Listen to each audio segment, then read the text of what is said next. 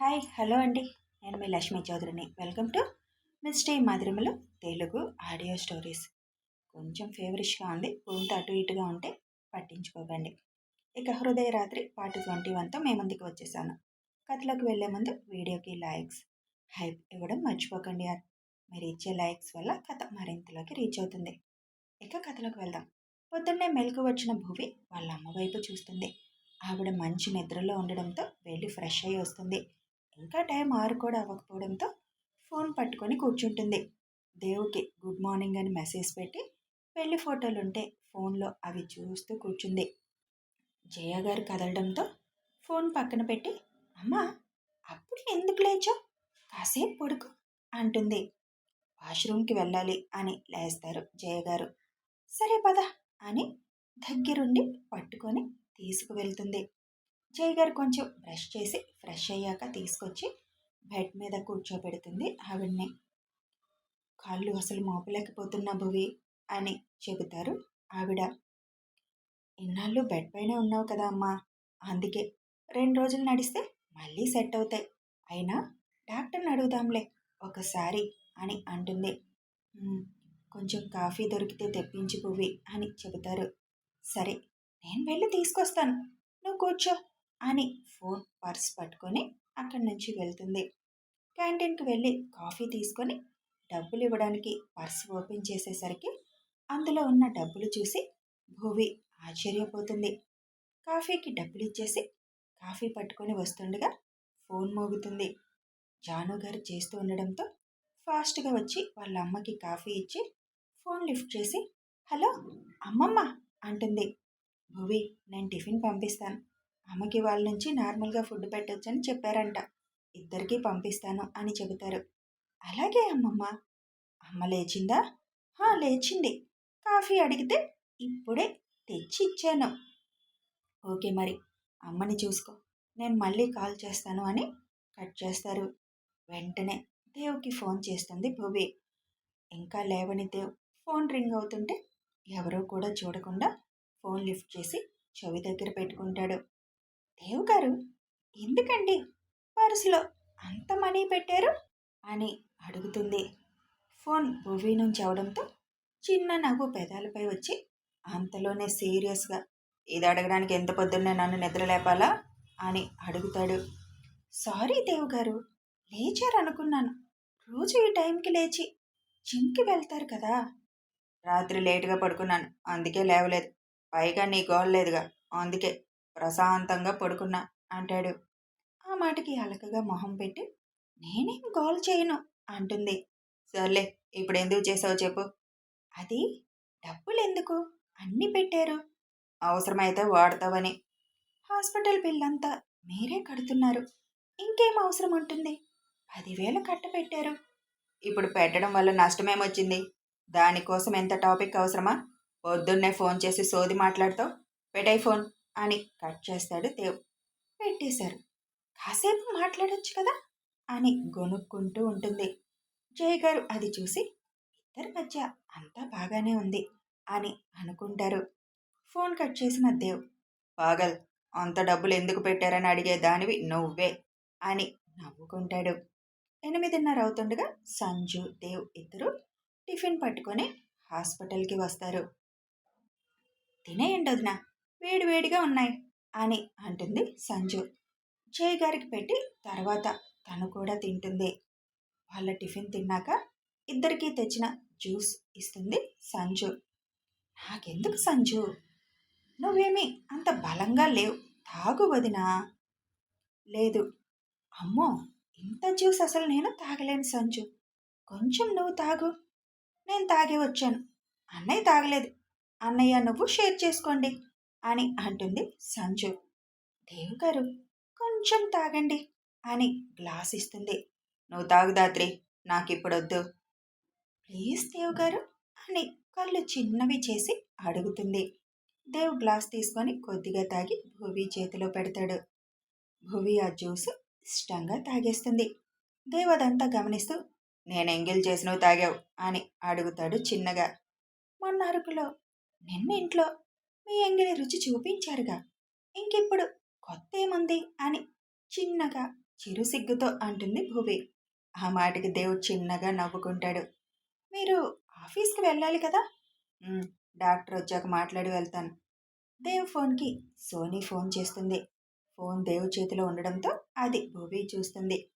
దేవ్ వైపు ఒకసారి చూసి, ఇక్కడ అమ్మ ఉంది కదా, బయటికి వెళ్ళండి అని అంటుంది. ఫోన్ కట్ చేసి, అంత ఇంపార్టెంట్ కాల్ కాదు, చెప్పాను కదా నీతో ఉన్నప్పుడు నీతో మాత్రమే అని, మూడో వ్యక్తి మన మధ్యకి రాడు అని. భువి దానికి ఏమీ మాట్లాడదు. మధ్యాహ్నం లంచ్ పట్టుకొని నాని వాళ్ళు వస్తాను అన్నారు. వాళ్ళకి శ్రమ ఎందుకు దేవ్ గారు, డ్రైవర్ని ఇచ్చేయమంటే ఇస్తాడు కదా అంటుంది. వాళ్ళకి నువ్వు లేకపోతే ఏమీ తోయడం లేదంట, వచ్చి సాయంత్రం వరకు ఇక్కడే ఉంటారు. ఇక్కడ అలా కూర్చొనే ఉండాలి కదా దేవు గారు, తాతయ్య అంతసేపు కూర్చోలేరు. ఇక్కడ పక్కన ఒక రూమ్ ఉంది, అది కూడా మన కిందే ఉంది. అంతగా కూర్చోలేకపోతే అక్కడ వెళ్ళి పడుకుంటారులే. వాళ్ళు నీకు అలవాటు పడ్డారు, నిన్న ఆఫీస్కి కూడా రానిచ్చేలా లేరు. "హ్మ్, కానీ అమ్మకి కొద్దిగా ఓపిక వచ్చాక నేను ఆఫీస్కి వస్తాను దేవ్ గారు." అప్పుడు సంగతి అప్పుడు చూద్దాంలే అంటాడు దేవ్. వాళ్ళిద్దరి మధ్యలోకి వెళ్ళడం ఇష్టం లేక సంజు జయగారితో మాటలు కలుపుతుంది. కాసేపటికి డాక్టర్ వస్తారు. హలో మిస్టర్ దేవాంష్ అని పలకరిస్తారు. Hello doctor. జయ గారిని చెక్ చేసి, she will be all right mister, ఇంకా ప్రాబ్లం లేదు. కాకపోతే ఒక 3 months వరకు ఫుల్ రెస్ట్ తీసుకోవాలి, స్ట్రెస్ అవ్వకూడదు. తర్వాత ఆవిడ మళ్ళీ అందరిలాగా పనులు చేసుకోవచ్చు అని చెబుతారు డాక్టర్. ఓకే, ఎప్పుడు డిశ్చార్జ్ చేస్తారు? ఎల్లుండి తీసుకువెళ్తారు. ఇవాళ రేపు ఆవిడకి ఇవ్వాల్సిన డోసు ఉంది, అది ఇచ్చాక మా అబ్జర్వేషన్లో ఉంచాలి. ఓకే డాక్టర్, అలాగే చేద్దాం. డాక్టర్, అమ్మ కాళ్ళు కొంచెం నొప్పులుగా ఉన్నాయి అంటుంది, నడిచేటప్పుడు మోపలేకపోతున్నా అంటుంది అని అడుగుతుంది భువి. ఇన్ని రోజులు కదలకుండా కోమాలో ఉన్నారు కదా, అలాగే ఉంటుంది. రోజు కొంచెం సేపు నడిస్తే 2 రోజుల్లో సెట్ అవుతుంది.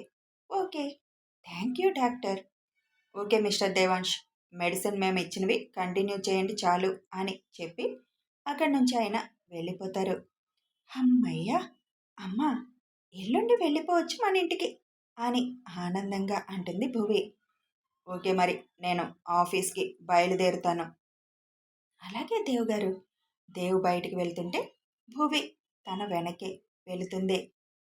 దేవ్ గారు, అమ్మకి చెబితే ఒప్పుకోలేదు, అలా రాను మీ ఇంటికి అంటుంది, మీరొకసారి మాట్లాడతారా అని అడుగుతుంది. జాను వస్తుంది కదా, తను మాట్లాడుతుందిలే. అప్పటికి వినకపోతే అప్పుడు నేను మాట్లాడతాను. ఆ మాటకి సంతోషంగా ఓకే దేవ్ గారు అంటుంది. సరే, నువ్వు లోపలికి వెళ్ళు, నేను వెళ్ళగలను, బాయ్ అని లోపలికి వెళ్తుంది. దేవ్ కారు స్టార్ట్ చేయగానే మొహం సీరియస్గా పెట్టుకుంటాడు. కారు జెట్ స్పీడ్లో పోనిచ్చి తీసుకువెళ్ళి సోనీ ఫ్లాట్ ముందు ఆపుతాడు. కారు దిగి డైరెక్ట్గా సోనీ ఫ్లాట్కి వచ్చి డోర్ కొడతాడు. శాలిని డోర్ ఓపెన్ చేయగానే దేవుని చూసి ఆశ్చర్యపోయి, మీరిక్కడా అని అడుగుతుంది. సోనీ ఎక్కడా అంటూ లోపలికి వస్తాడు దేవ్.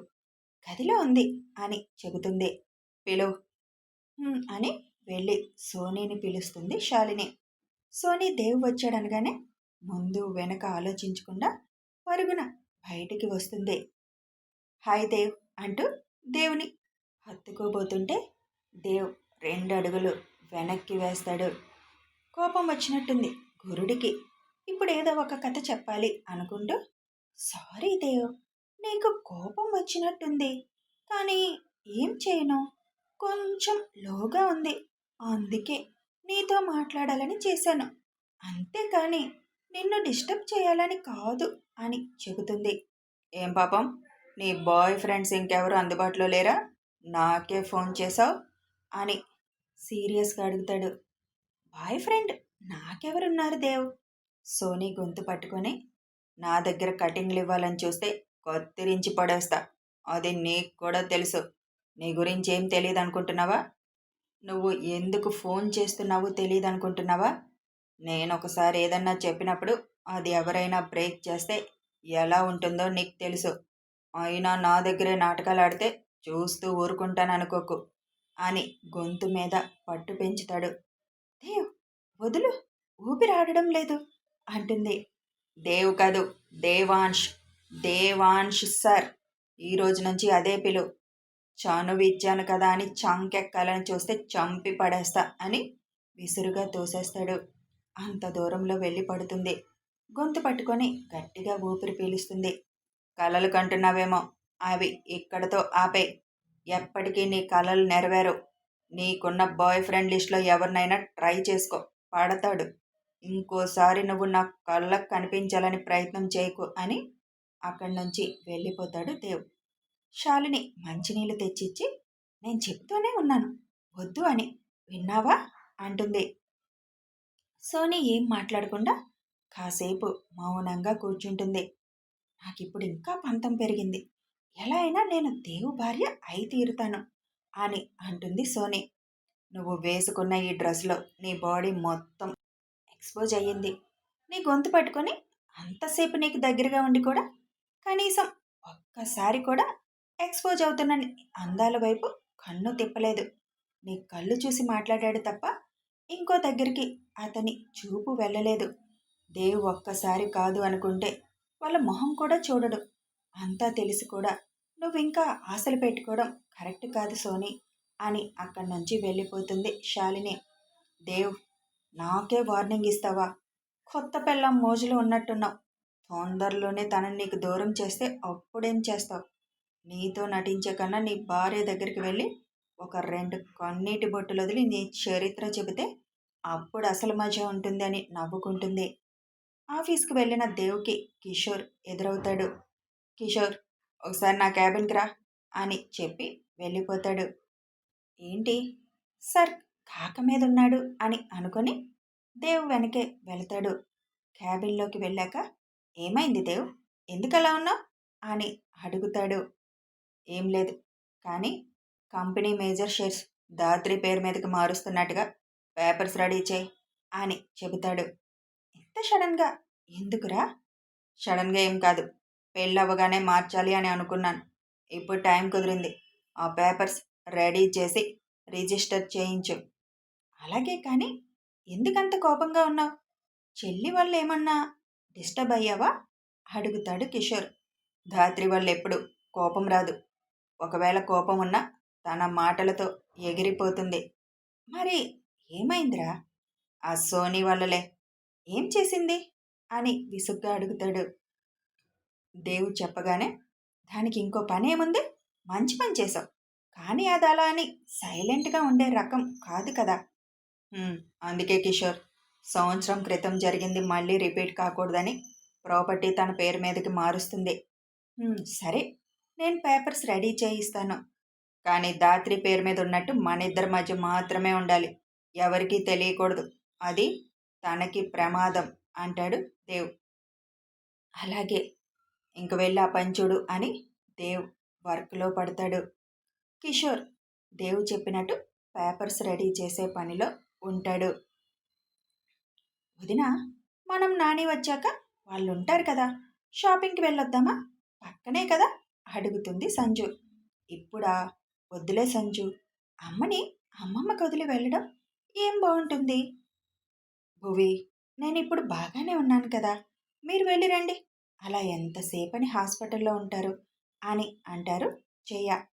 ఆహా, అందుకు కాదా ఆంటీ, నేను 2 రోజులే కదా అని డ్రెస్సులు ఎక్కువ తెచ్చుకోలేదు. ఇప్పుడు వదిన వదిలి వెళ్ళాలని లేదు, ఇంకో వారం ఉండాలని ఉంది. అందుకే ఇక 2 డ్రెస్సులు తెచ్చుకుందామని అంటుంది సంజు. పర్లేదులే, నువ్వు అంత వివరణ ఇవ్వనవసరం లేదు అంటారు ఆవిడ. ఏం వివరణ ఇస్తుంది అని అడుగుతూ లోపలికి వస్తారు జాను గారు. ఏం లేదు నాని అని వాళ్ళు మాట్లాడింది చెబుతుంది సంజు. మీరు వెళ్ళండి, నేనుంటాను కదా అంటారు జాను గారు. థ్యాంక్స్ జాను అని బొగ్గ మీద ముద్దు పెడుతుంది సంజు. చాలే, ముందు తినండి. రఘు గారు కూర్చుంటే, తాతయ్య, మీకు పక్కన రూమ్లో నడుం వాల్చడానికి బెడ్ ఉంది, వెళ్ళి అక్కడ పడుకుంటే పడుకోండి అని చెబుతుంది భువి. దేవు చెప్పాడమ్మా అంటారు ఆయన. మిమ్మల్ని అందరినీ బాగా ఇబ్బంది పెడుతున్నాను అని అంటారు జయ. ఇందులో ఇబ్బంది ఏముంది? మా అమ్మాయి అయితే రామా అని అంటారు రఘు గారు. జయ గారికి పెట్టి వాళ్ళు తిని జాను గారికి చెప్పి షాప్కి బయలుదేరుతారు ఇద్దరు. హాస్పిటల్ నుంచి బయటికి రాగానే దేవుకి ఫోన్ చేస్తుంది భూవి. అబ్బో, మా అన్నయ్యతో మాట్లాడకుండా ఉండలేకపోతున్నావుగా అని ఆట పట్టిస్తుంది సంజు. అంత లేదమ్మా, చెప్పి వెళ్తే మంచిది కదా అని దేవ్ ఫోన్ రింగ్ అవుతుంటే వింటూ నుంచుంటుంది. వర్క్లో ఉన్న దేవ్ ఫోన్ సౌండ్కి ఫోన్ వైపు చూస్తే ధాత్రి నుంచి కాల్ కావడంతో అప్పటి వరకు ఉన్న అలసట పోయి నవ్వు వస్తుంది పెదాలపై. కథ కొనసాగుతుంది. అసలు మరి మన దేవు మనసులో ఏముంది? భూమి విషయంలో ఎందుకంత కేరింగ్గా ఉంటున్నాడు? సోనీ పగబడుతుందా? భూమికి అన్నీ తెలుసని సోనీకి తెలిస్తే ఎలా రియాక్ట్ అవుతుంది తెలియాలి అంటే ఫాలో అయిపోండి. వీడియో నచ్చితే లైక్ చేయండి, షేర్ చేయండి, కామెంట్స్ రూపంలో మీ అభిప్రాయం తెలపండి, సబ్స్క్రైబ్ చేసుకొని సపోర్ట్ చేయండి. Thanks for watching.